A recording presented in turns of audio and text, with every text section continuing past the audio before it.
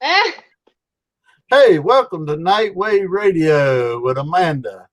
How are you doing today? I'm great. How are you? Doing pretty good. So, what's been going on since the coronavirus stuff? How's your stuff going? Well, it's different, that's for sure. I guess everybody can say that. Yeah, I would say there are some good things about it and some bad things about it. Most obviously, a lot of adjustments. right. One of the cool things about doing some of the radio takeovers and online concerts is it's been able to expand my fan base and reach out to people that may or may not have been able to see me before. And hopefully that'll translate into shows in different areas soon. Well, this is something I've been trying since all this. Instead of doing telephone interviews and stuff, uh, try to do this. What I'm wanting to ask is, how's your music and stuff coming along since all this too? You had time to write? I have been writing some via, via not Venmo, via Skype and Zoom, and it's a little different. I mean, I miss people being in person. I'm not gonna lie, it's a different atmosphere, but I'm thankful that we have that capability because it would be really difficult to write without being able to see somebody. Like if we had to do it just True, on phone, it would true, be it very is. difficult. But that's like doing interviews. I'd rather see the person in person than actually doing it on phone because you can see how they react. You can see how much fun they having too. For good or bad. There you go. And you can screw up too because this is live, so it's on 5 different pages I got. So I always say, you're professional if you're screwing up. there you go. Well, I don't make notes about anything. I just come off the hip and, because I might forget my notes and lay them somewhere if you'll see the office right now. We I know just got that. back on a 2-week trip to see my daughter. So, Oh, okay. Fun stuff. yep. You're in Oklahoma? No, I'm a native of North Carolina. Oh, okay. I don't know where I got Oklahoma from. Well, because I live in Oklahoma. Okay. Okay, that's what I was wondering. Where in North Carolina are you from? Richmond County. Okay, well I'm from South Carolina, obviously, so it's always good to meet a fellow Carolinian. Yeah, I was just there in Myrtle Beach uh, the Sunday before the first. I mean, the second I'm jealous. August. I miss Well, the beach. I haven't been there in a while. yeah, I told my wife, I said, when we was there, 'cause when we was living in North Carolina, we used to go every other week in the summer. Her days off, then we take off. I got So we was there with my daughter, and I told my wife, I said, the things I miss is the beach. My family's from there, so I miss them. A lot of things we used to do. The place has growed up and changed since I've left. Uh, absolutely. I get lost in my own hometown, to be honest, because Well, I everything love is. when my mom asks me about going somewhere and she's like, it's down by this place. And I'm like, I don't know where that is, Mom. Yeah, I know. I had that same feeling this couple weeks ago. I mean, it's just like I was driving through an area. My wife says, "You know where you at?" Because they added a bypass through there. Oh no.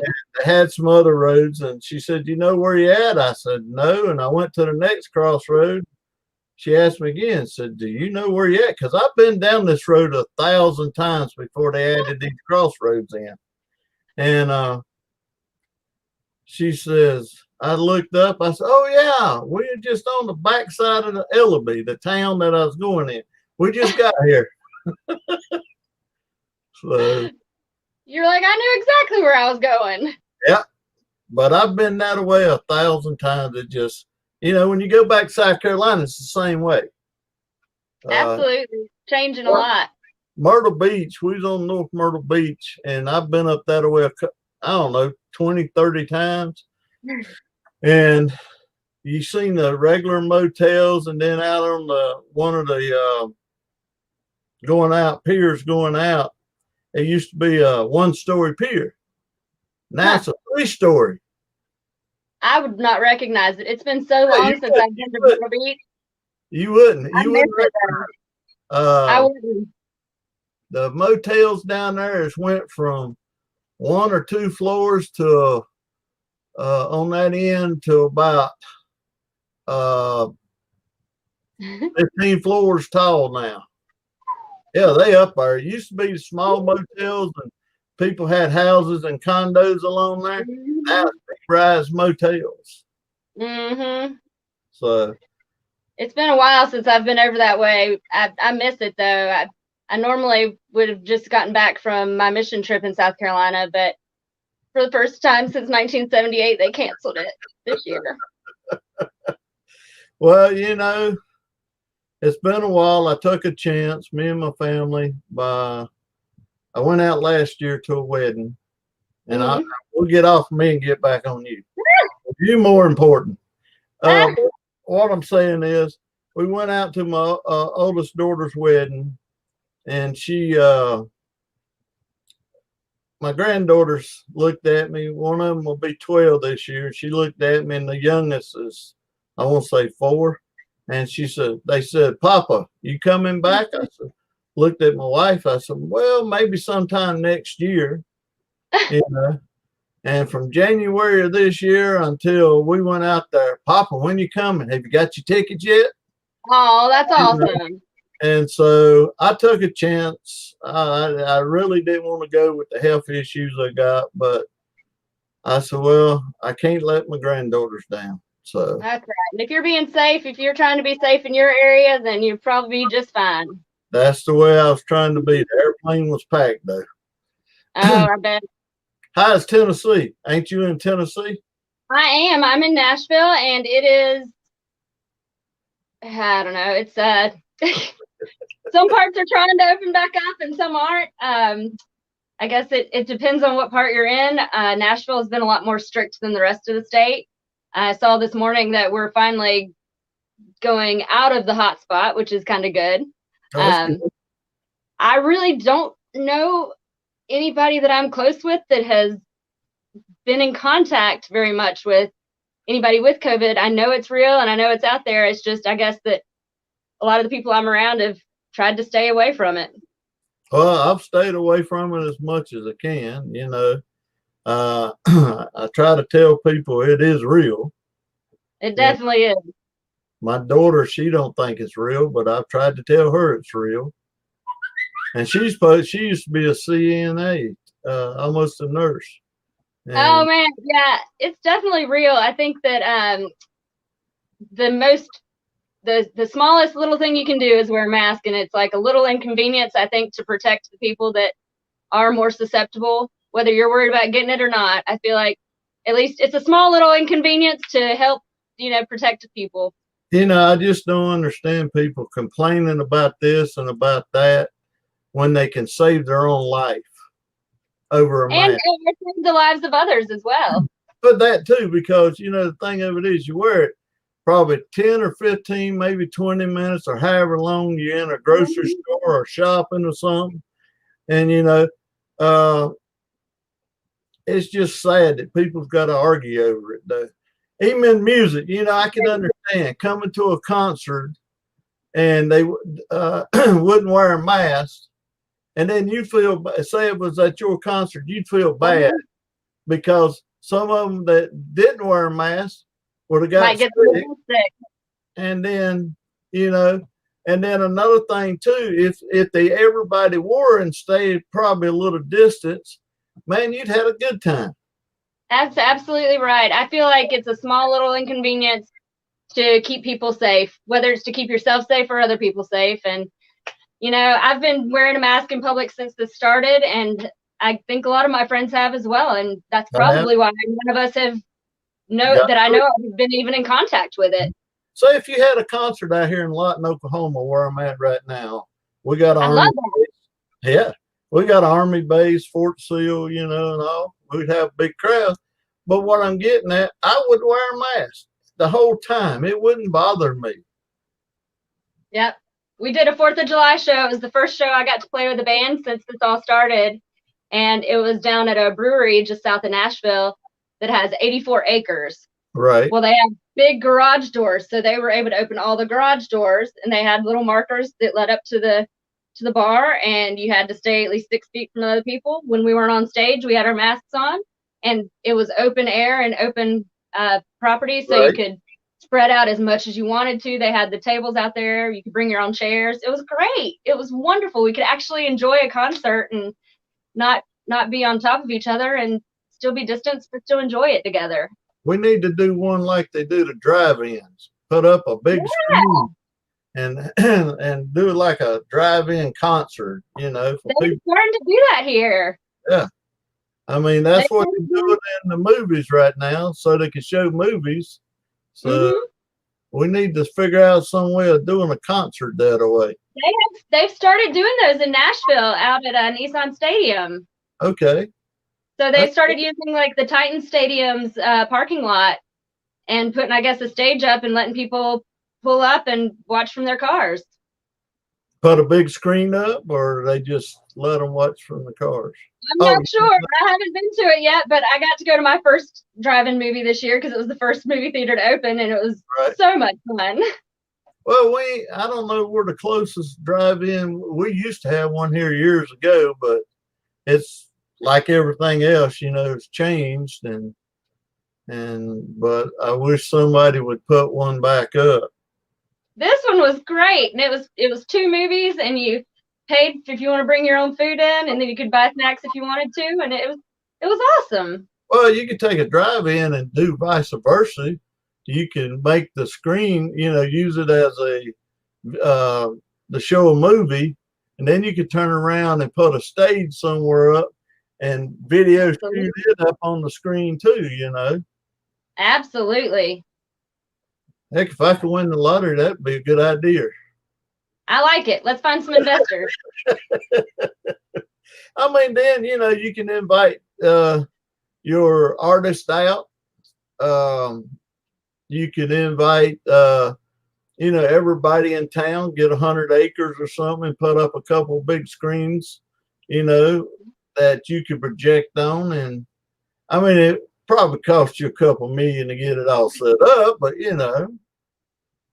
Find somebody that already has 10 or 20 acres and have them set it up, and well, then you're good. There you go. Farm parties. But yeah, a little town I grew up in, we had back before I left it, about 4 or 5 years before I left it, me and the preacher and a couple other I think a couple of town council, there was 125 people was there. We started a little festival like thing. And I went back to where I grew up at, the little town, and it has grown up with trees around it. A lot of places are tore down. 100-year-old buildings fell in. But what I'm getting at, we set up. The first year we had a few people. The second year we brought a band in, and then I found out they still got it going on. It's called Norman Fest. It's on Facebook. I think it's called Norman Fest. I go on there and see if some of the people that post on it that will post old pictures from back in the day, you know, and I'll download it. But they have helicopter rides. They build a stadium out there, a little outdoor stadium, right across from the town hall. Awesome. So they still having it. I don't think don't have it this year in October. I don't know yet. But they had it last year, and they've been. I mean, they draw a bunch of people there. So, that's awesome. And we used to have fireworks in another town that I used to go to and help set off. We had 10,000 people there one time, and we had live bands there. Yeah, I'm ready for it to start back. I think the open air places, it's way easier to do that as well because Yeah, you can separate each other. You can stay distance. You can wear your mask and still be able to hear everything. And I wish more outdoor places would start opening that up. I think that would be really morale boosting. I know. I seen in the airport, Charlotte Airport, in North Carolina, they had a little section over there where a stage could be set up. I don't know if they was having people in there singing or what, but it was pretty cool. I never thought of that. Oh, well, have you been to Nashville's airport? Because they have stages set up all over. They I have bet. they have one at the Starbucks. Dang. Yeah, I've seen Starbucks and everywhere have them, and some restaurants have them. I Oh didn't know. yeah, Jack Daniels. Yeah. So how's everything else been going? Besides taking over Facebook pages, radio station, and stuff like that. It's going well. I guess since all this started, I've released 2 new singles. We started off the year with "Throw a Little Gas," releasing that one, and then we released "Six String Showdown," and we put music videos out for those as well. And then we just released the music video for my song "Carolina Coast," which hopefully you can relate to if you listen to the words. It Right. makes sense to anybody that's ever been to the Carolina Coast. I think she sent me that one. Carolina Coast. Go here. Yeah, we just put the music video out, and I'm very excited about it. Yep, that's the one she sent me. Carolina Coast. Yeah. Okay, that's mostly for South Carolina, or from your hometown, or how did you write it? Well, 2 of my co-writers, Tracy Colling and Kevin Roby, and I got together, and it was a very cold winter, and we were just really, really missing the beach. And Tracy grew up going to visit her dad at the beaches in South Carolina, and I grew up in South Carolina, but we didn't want to make it just South Carolina, so we wanted to make it both Carolinas. Right. And so we put as many references in there as we could. Jasmine in the air, which is the state flower of South Carolina.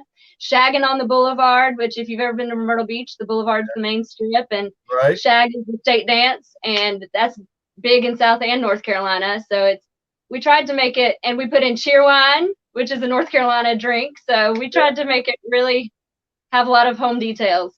Yeah, I mean, I have listened to it, but I didn't listen to all of it because I got a lot of projects I had to catch up on when I got back. So, but I played it on the radio, Nightwave Radio.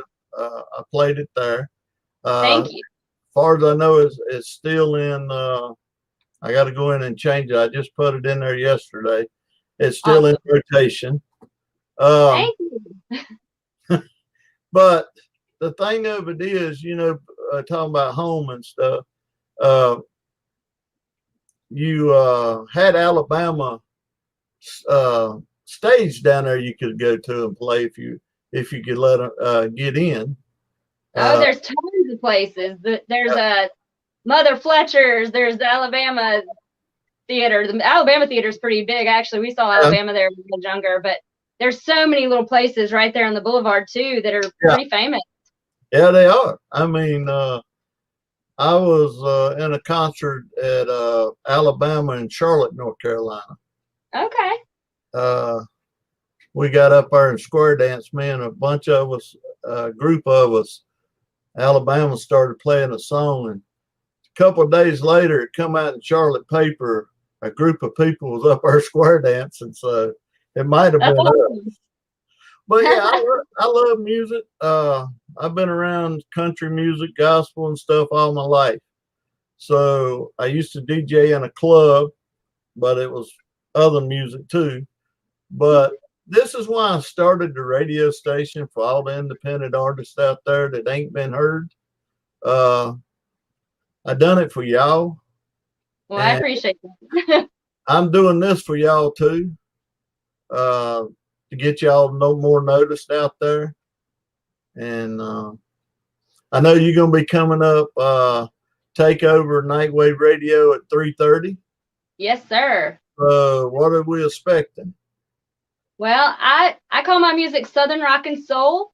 It's a mixture of Southern rock, country, and blues. A little bit of this, a little bit of that. I grew up with the Marshall Tucker Band kids, so the Southern rock is definitely in my blood. And I wrote quite a few of the songs with some of the guys down in Muscle Shoals, Alabama. And actually, we went down there to record at Nut House Studio in Sheffield, Alabama, in that area. Got to write at Fame Studio B, which was pretty awesome. And I've gotten to go back down and write with a couple of the guys down at where the sound studio moved to on the river as well. So I've really tried to integrate myself into that. The Spartanburg, South Carolina, Southern rock, and the Muscle Shoals funk seems to really just blend well together. And it's really helped me find my sound. Well, the South is, if I'm not mistaken, the South is where a lot of your Southern rock, country, the blues, some of the soul, as I call it, music come from in that area. Absolutely. South Carolina, part of North Carolina, because one time North Carolina was, Tennessee wasn't even born. To North Carolina had to give up some land. So yeah, Georgia as well. Macon has a big area of Southern rock, where Capricorn used to be and all. And my band is actually from just south of there in Milledgeville, and they together we've kind of found my sound, and it's like I said, I call it Southern rock and soul. Well, you look at, like you said, Georgia, Alabama. You had some of the group of Alabama was Teddy and all of them, Owen, and they from Alabama. I grew up thinking, before I got started in all this, I know you had local bands and stuff. I don't know how you feel. What are you doing when you lived in the Carolinas? But I grew up listening to local bands and stuff, and I didn't know that, Tennessee, I always wanted to go to Grand Ole Opry. Still hadn't went yet, but hopefully one of these days I'll go. But I grew up not that far from them, really 3 or 4 hours probably drive. But what I'm getting at, I was always interested in the country in Nashville, and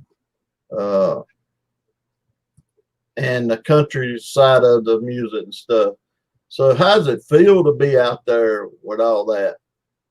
And from a small town, Carolina, Well, Spartanburg's kind of a mid-size, so it's not too small, but I was prepared for it. I knew that it was going to take a long time. I came here with a little bit different attitude than a lot of people. A lot of people come in thinking they're the next best thing, especially if you are from a small town where you've really become the biggest thing in your town.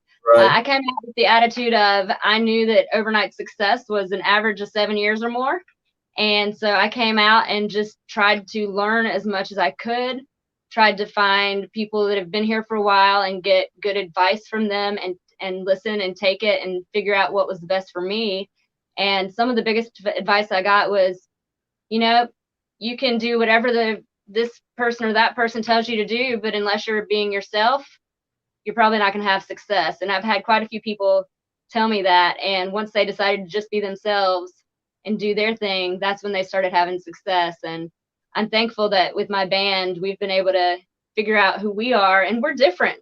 We're not necessarily a Nashville typical band. We're a little bit of this and a little bit of that, but I love genre bending. I love that we can bring in some soul, and we can bring in some blues, and we can bring in a little heavier rock every now and then. I think it's fun. It brings a variety, and I don't think there's anything wrong with blending genres. Well, when you get a band that can do all that, that's when you got a great band. I watched some of your videos a few minutes ago. I watched some of them yesterday when Jill sent me the stuff over and I talked to her for a little bit. But that's it's like Toby Keith. Toby Keith joined this, because I'm glad you mentioned that. Toby Keith was with this record label, and they ruled him. They told him what clothes he could wear, what he could do. And he decided when he got enough money, to heck with it. He was going to go his way. You know, he got his own record label, and now I forgot what it's called. It's been so long ago. But yeah, he's got a place up here in Oklahoma City, a restaurant. Toby, you know, that's the way a lot of people need to do, because I've talked to a lot of independent artists that's went to Tennessee and thought, oh, I'm going to go and be an artist. And they still waiting tables or doing something that, you know, they really don't want to do. Yeah. Because they want to sing. But then you look at it, that's where your great artists, some of your great artists come from, like you and the rest of them that's out there that's hanging along, you know, trying hard.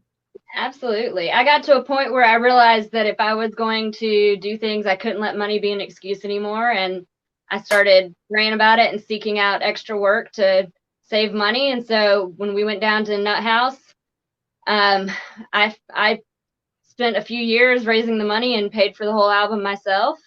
And we made an album we wanted to make. My guitar player, Randall Scott Peterson, and I co-produced it. My bass player and drummer, Sherry Peterson Tennell, and Sean Peterson, they're all siblings, played on it as well. We had Spooner Oldham play on it. We had Charles Rose from the original Muscle Shoals horn section. We had Wayne Bridges. We had some amazing, amazing musicians, Mark Narmore, and it was really magical. It was very magical. And we put out music that we love, and I could not be prouder of the album. And I truly believe we made a great album. Well, glad to have you on. We got about probably 3 minutes before you go live on the other page. Did you get set up and logged in? I mean, where you could log in? Did you get the permission that I believe so. I think I'm in. I just have to. I've got it ready. It might take a minute between switching over, but. Well, good luck today. Thank you. Hope you come back. Thank you for having me. Oh, well, anytime. You're welcome anytime. Just let me know when you get ready. Say you've played a day. If you want to take over a couple of weeks from now, just have either you or Jill to message me on Facebook, and awesome. I'll set it up for you. But have a good time, and thank God you got to come on, and we'll do this again. Thank you so much for having me. And maybe might have you to play one of your songs next time we do an interview. Sounds good. Thank you, ma'am, for coming. Amanda, be good. Be safe. I'll see you in a few minutes. Bye-bye. Bye-bye.